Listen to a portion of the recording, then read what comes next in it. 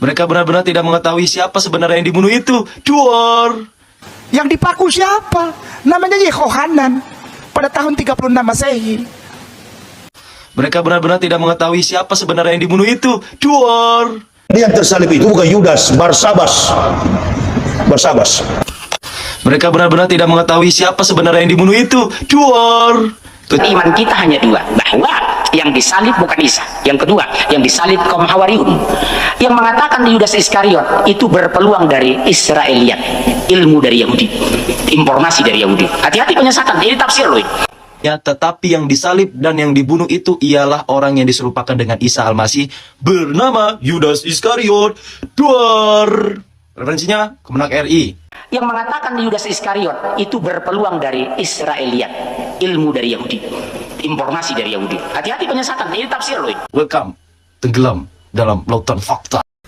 Haleluya, haleluya, haleluya. Shalom alaikum bismillahirrahmanirrahim. Salam Aki. Aku kabarkan Injil keselamatan. Bapak Ibu kasih Tuhan, ketemu lagi dengan saya Evangelis Abraham Effendi Usman. Bagaimana kabar Bapak Ibu semua? Tentu luar biasa. Nah saudaraku, para pencinta Jelah Baget, pertama sekali saya mengucapkan terima kasih banyak kepada Bapak Ibu yang selalu mendukung pelayanan Habaget, baik melalui doa, dana, motivasi maupun support saudara semuanya. Bapak Ibu, ada satu hal yang ingin kita bahas kali ini, menyangkut hal yang sangat viral di media sosial, terutama sekali di TikTok, mengenai pribadi Isa Al-Masih dan Yesus Kristus. Sudah berulang kali para pendeta hamba Tuhan mengatakan bahwa antara Isa Al-Masih dan Yesus Kristus itu bukan pribadi yang sama. Di dalam Alkitab itu dengan begitu jelas menceritakan bagaimana posisi Yesus Kristus di dalam Alkitab. Semua orang Kristen di seluruh dunia sepakat, bersehati, satu pemahaman, satu pemikiran bahwa dia mati di atas kayu salib. Ya, dia mati di atas kayu salib. Itu Yesus Kristus. Sementara Isa Al-Masih digambarkan di dalam Al-Quran dia tidak mati di atas kayu salib. Sebagaimana kata surat Al-Quran, "Wa ma qataluhu wa ma salabuhu." Engkau tidak membunuhnya dan engkau tidak menyalibnya. Yang engkau bunuh dan yang engkau salib itu adalah orang yang diserupakan. Sekalipun siapa yang diserupakan itu sampai hari ini di antara pemuka agama, para ustadz, itu belum ada satu kesepakatan mengenai siapa yang mati di atas kayu salib itu. Siapa nama orang yang diserupakan itu. Sehingga namanya tidak diketahui. Makanya antara Ustadz A, Ustadz B, Ustadz C itu tidak ada yang tahu siapa nama orang yang mati di atas kayu salib. Kenapa tidak ada yang tahu? Karena Al-Quran tidak mencatat. Al-Quran hanya mengatakan yang mati di atas kayu salib itu adalah orang yang diserupakan.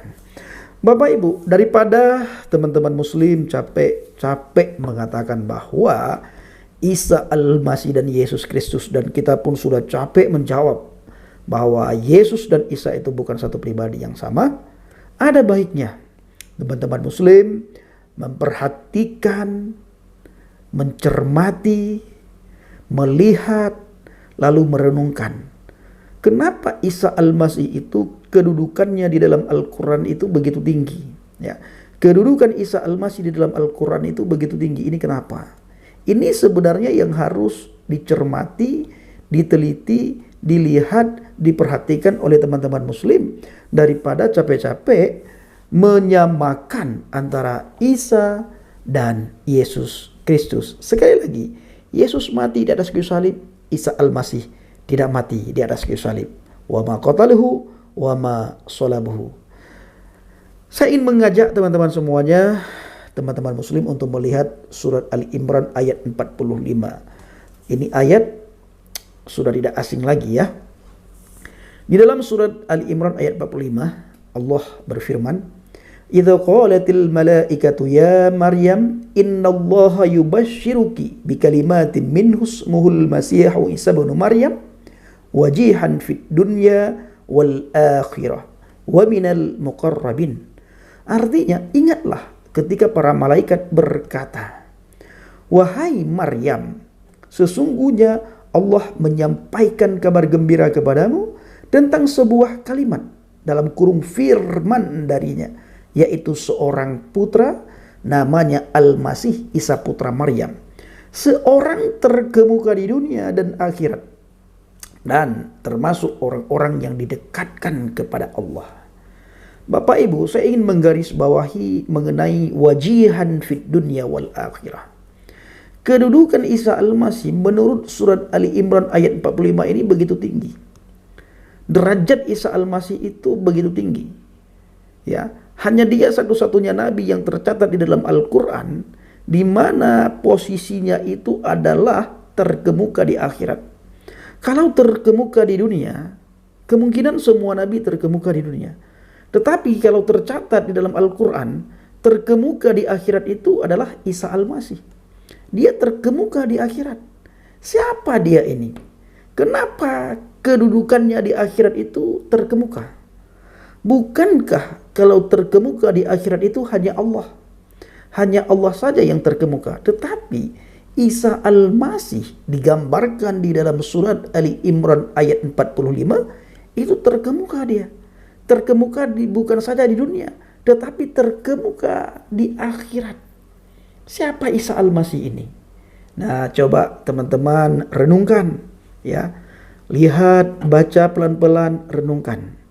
Daripada teman-teman capek mencari-cari kesamaan antara Isa dan Yesus. Ya, semua kami orang Kristen seluruh dunia sepakat satu frekuensi kami, ya. Satu hati kami bahwa yang mati di atas kayu salib itu benar-benar Yesus Kristus, dan tidak ada sedikit pun keraguan-raguan mengenai siapa yang mati itu karena tercatat di dalam Alkitab. Ya, kami orang Kristen di seluruh dunia, khususnya di bangsa dan negara ini, tidak ada satupun orang Kristen yang ragu-ragu terhadap siapa yang mati di atas kayu salib ini, di atas kayu salib itu. Kenapa Bang Pendi tidak ada satupun orang Kristen yang ragu-ragu terhadap siapa yang mati di atas kayu salib? Karena Alkitab, ya, karena Alkitab memang mencatat yang mati di atas kayu salib itu jelas siapa. Ya, tetapi di dalam Al-Quran tidak diterangkan siapa yang mati di atas kayu salib. Orang yang diserupakan, siapa yang diserupakan itu? Coba tanyakan kepada para ustadz. Kalau saudara bertanya kepada Ustadz Abdul Somad, jawaban Ustadz Abdul Somad apa? Lalu nanti saudara bertanya kepada Ustadz Munzir Sitomorang, jawaban Ustadz Munzir Sitomorang berbeda dengan jawaban Ustadz Abdul Somad.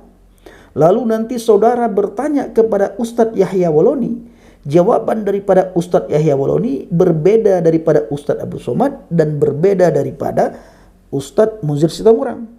Lalu nanti saudara bertanya kepada Ustadz Kai nama, ya beda lagi jawaban daripada Ustadz K. Ustadz K memberikan jawaban kepada kalian berbeda dengan Ustadz Munzir Sitomorang, dan berbeda dengan Ustadz Yahya Waloni, dan berbeda dengan Ustadz Abdul Somad. 4 ustadz ini jawabannya tidak sama mengenai siapa yang mati di atas kayu salib. Memang benar yang mati itu sesuai dengan Al-Quran adalah orang yang diserupakan, karena Isa Al-Masih diangkat oleh Allah. Dia tidak dibiarkan oleh Allah meninggal, dibunuh secara keji, dibinasakan secara keji oleh manusia, karena itu adalah utusan Allah, nabinya Allah. Makanya Isa Al-Masih itu diangkat ketika ada orang yang ingin membunuh dia diangkat. Nah, untuk memposisikan siapa yang mati itu, Allah gantikan dengan orang lain. Nah, pertanyaannya, orang yang menggantikan Isa Al-Masih ini siapa?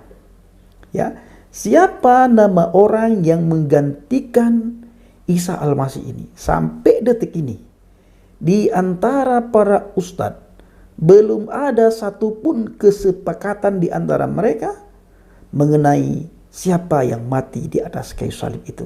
Jadi daripada saudara capek-capek memikirkan hal tersebut, lebih baik saudara memperhatikan apa yang sudah saya terangkan barusan, yaitu posisi Isa Al-Masih di dalam Al-Quran, khususnya surat Ali Imran ayat 45. Dia dikatakan di situ wajihan fid dunya wal akhirah. Dia terkemuka di dunia dan dia terkemuka di akhirat. Terima kasih.